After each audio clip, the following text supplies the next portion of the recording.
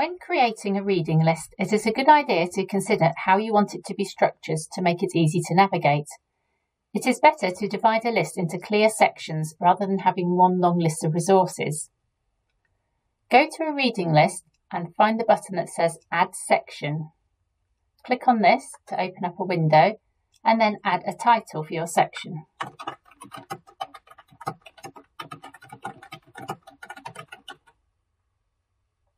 You can also add a description and click on Save. You can then start adding resources into your section.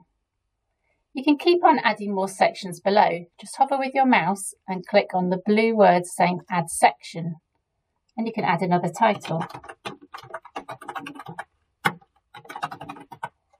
and another description and click on Save. We now have 2 sections we can add resources to. You can also add subsections by clicking on Add Section inside a section.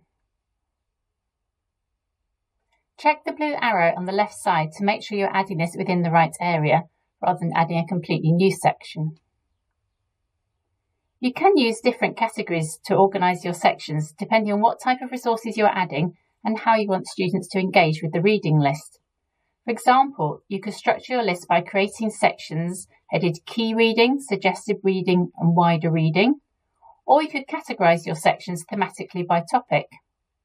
Or you could arrange by resource format with separate sections for books, articles, websites, etc. Or you could choose to organise resources by date. For example, add directed readings for each week of a course module. This could be useful when you go to embed your list into a module blackboard, as then you can select to embed individual sections in different places rather than adding the entire list. So you could add a section, for example, week 1, and note these are the recommended readings for that week. The 3 dots on the right-hand side of a section enable you to edit the name of a section, to cut and paste it if you want to move it in a different area, or to move it up and down. The table of contents at the top of the page gives you your section headings, so you can jump straight to the section that you want. There's also the option to add paragraph if you want to add a block of text between sections, further explanation about your reading list. You may want to add one at the very start of your list. For more information and advice, please contact readinglists@canterbury.ac.uk or speak to your academic librarian.